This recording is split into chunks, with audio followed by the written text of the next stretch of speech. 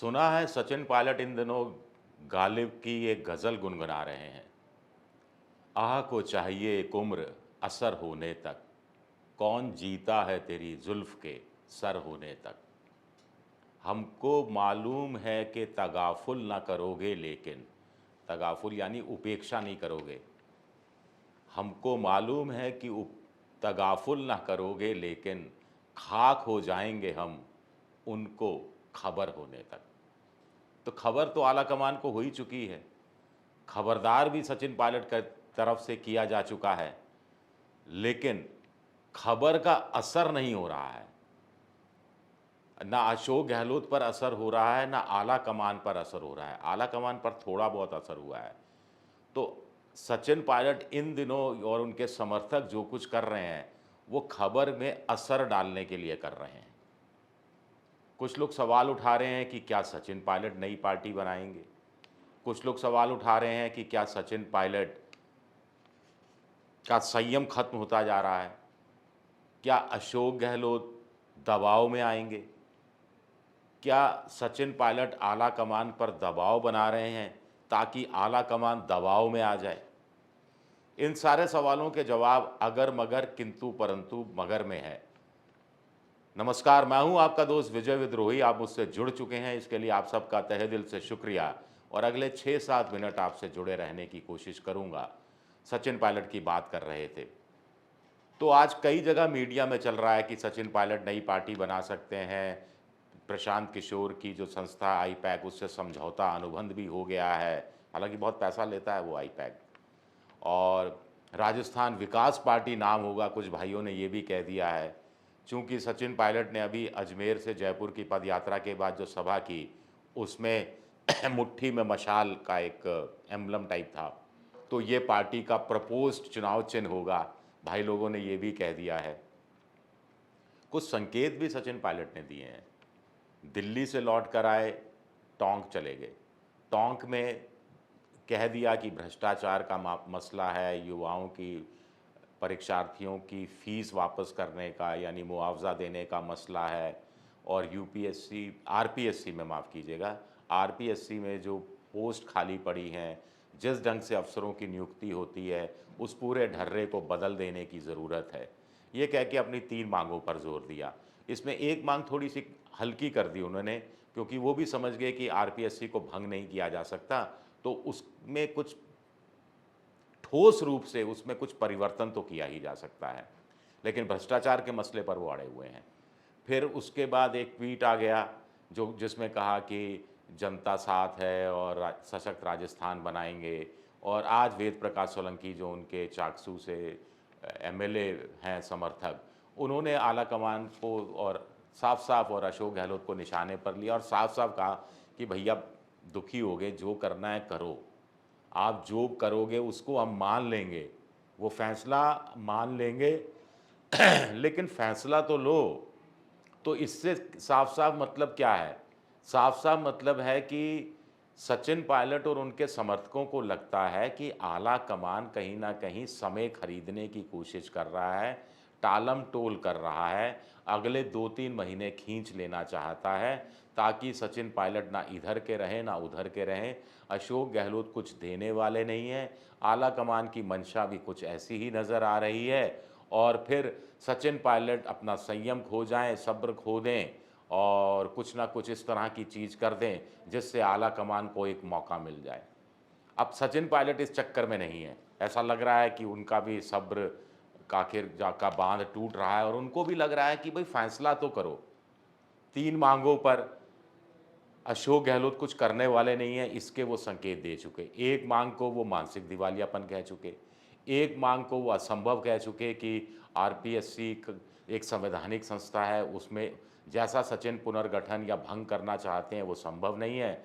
भ्रष्टाचार के मामले में प्रदेश अध्यक्ष डोटासरा बार बार कह रहे हैं कि साहब ये तो जांच करा ली गई है, क्लीन चिट दे दी गई है वसुंधरा को।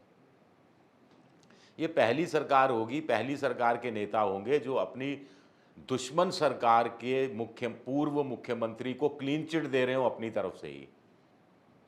भाई आपने जांच करा ली, लेकिन क्लीन चिट कैसे दे दी आपने? आपने एक तरह से इनडायरेक्ट रूप में कह दिया कि जांच में कुछ निकला नहीं। तो ये बड़ी गजब की चीज़ है। तो सचिन पायलट का ध्यान वैसे एक सर्वे पर भी होगा, जो ट्रैकर कहें, सर्वे कहें, सी वोटर का, जिसमें 48% बीजेपी समर्थकों का कहना है कि सचिन पायलट को कांग्रेस में बना रहना चाहिए। 59% कांग्रेस के समर्थकों का कहना है कि सचिन पायलट को कांग्रेस में बने रहना चाहिए। सिर्फ 20% लोग कह रहे हैं कि सचिन पायलट को नई पार्टी बनानी चाहिए, और 35% कह रहे हैं कि उनको बीजेपी में चले जाना चाहिए, 34% कह रहे हैं कि शायद बीजेपी में नहीं जाना चाहिए। इस तरह की बातें कही जा रही हैं। तो ये संकेत भी दे रहा है कि लोग चाहते हैं कि पार्टी में बने रहें, अलग पार्टी नहीं बनाए। सचिन पायलट भी अलग पार्टी बनाने के खतरे समझते हैं, लेकिन जब पार्टी में ही रहकर मान सम्मान नहीं मिल रहा हो, आश्वासनों का झुंझुना थमाया जा रहा हो, तो कोई और उस नेता पर जो युवा हो, जिस पे समर्थकों का दबाव हो, सोशल मीडिया के ज़रिए युवाओं का दबाव हो, जो अपनी पॉलिटिकल यात्रा में थोड़ा इतना आगे बढ़ गया हो कि यू टर्न लेना उनके उसके लिए आत्मघाती कदम हो, तो ऐसा नेता फिर क्या करेगा? ऐसे नेता के लिए है कि handle with care, tackle with care, और ये काम आला कमान को करना है।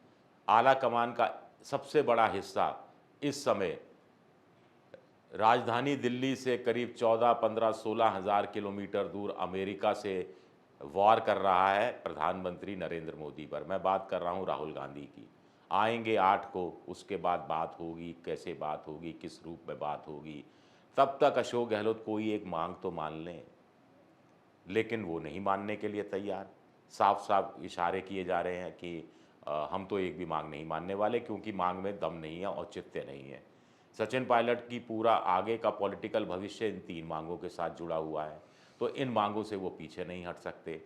दिल्ली में भी वो अड़ गए कि पहले इन 3 मांगों की बात होनी चाहिए, इस पर मांगें उनकी मानी जानी चाहिए, उसके बाद बात आगे बढ़ेगी। और फिर उन्होंने ये भी कह दिया कि कोई भी पद दे दो, सम्मानजनक पद दे दो। उसके लिए भी आला कमान जब तैयार नहीं हो रहा, तो फिर क्या कहानी इसी तरफ जा रही है?